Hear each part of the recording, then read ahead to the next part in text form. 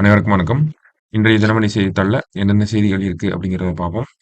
முதல்ல பார்த்தோம்னா திருக்குறள். திருக்குறள்ல என்ன சொல்லியிருக்காங்க அப்படின்னா, "பேதைமை என்பதொன்று யாதெனின் ஏதம் கொண்டு ஊதியம் போக விடல்" சொல்லியிருக்காங்க.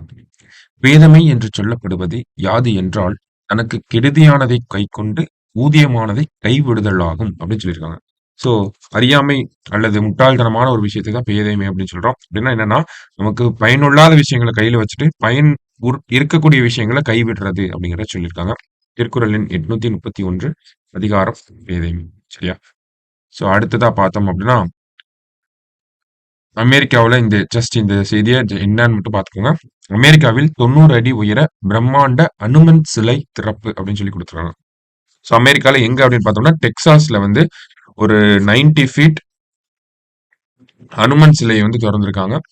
ஸோ இது அமெரிக்கால இருக்கக்கூடிய சிலைகள்லயே 3வது பெரிய சிலையாக வந்திருக்கு. சரிங்களா? ஸோ அமெரிக்கால டெக்சாஸ்ல வந்து இத இது பண்ணியிருக்காங்க. சரியா? ஜஸ்ட் அத மட்டும் தெரிஞ்சுக்கிட்டா போதும். ஓகேவா? அடுத்ததா பார்க்கிறப்ப, நமக்கு விஞ்ஞானிகளுக்கான விருதுகள் அப்படிங்கிறது வழங்கப்பட்டிருக்கு.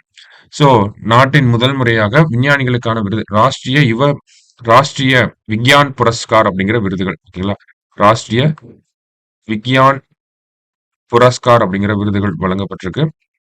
ஸோ இந்த ராஷ்டிரிய விக்யான் புரஸ்கார பொறுத்தவரைக்கும் பார்த்தோம்னா, நமக்கு விக்யான் ரத்னா அப்படிங்கிற ஒரு அவார்டு மொத்தம் 4 கேட்டகரியில குடுக்குறாங்க. விக்யான் ரத்னா, விக்யான் ஸ்ரீ, அடுத்தது விக்யான் யுவா,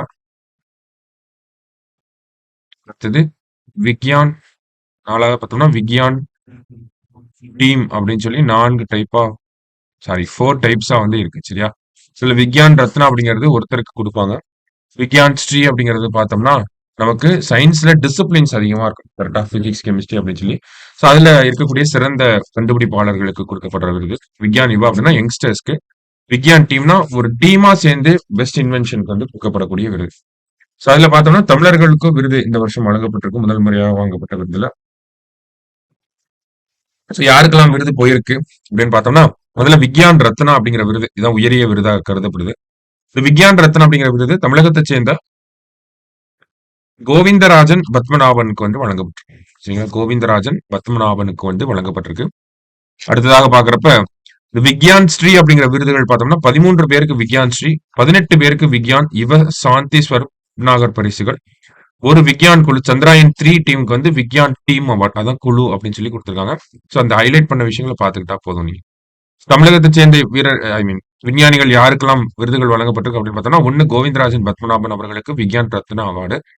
அடுத்ததா பார்த்தோம்னா, விக்யான் ஸ்ரீ விருது வந்து யாருக்கு குடுத்திருக்காங்க அப்படின்னு பார்த்தோம்னா, சாரி இஸ்ரோ விஞ்ஞானி வீரமுத்துவேல் விஞ்ஞான் குழு விருது. ஓகேங்களா? விக்யான் குழு விருது. விக்யான் டீம் அவார்டு வந்து யாருக்குன்னா, வீரமுத்துவேல் அவர்களுக்கு வந்து குடுக்கப்பட்டிருக்கு. அந்த சந்திராயன் 3 டீமுக்கு.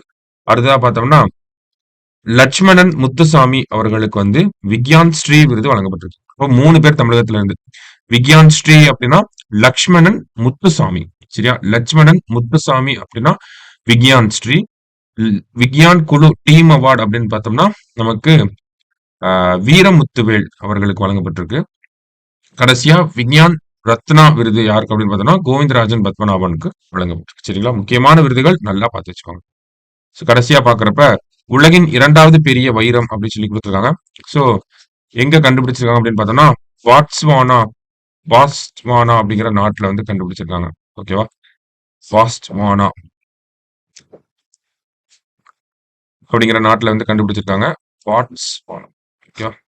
ஸோ இந்த விருதுகள சாரி இந்த வைரத்த பொறுத்தவரைக்கும் பார்த்தோம்னா, எவ்வளவு கேரட் இருக்கு அப்படின்னு பார்த்தோம்னா, 2492 கேரட் இருக்கு. அதனால இது உலகின் 2வது மிகப்பெரிய வைரம் அப்படின்னு சொல்றாங்க. உலகின் மிகப்பெரிய வைரம் அப்படின்னு பார்த்தோம்னா, 1905ஆம் ஆண்டு தென்னாப்பிரிக்கால கண்டுபிடிக்கப்பட்டிருக்கு.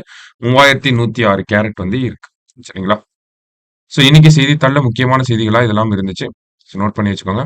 நாளைக்கு செய்தித்தாள் வாசிப்பில் சந்திக்கலாம்.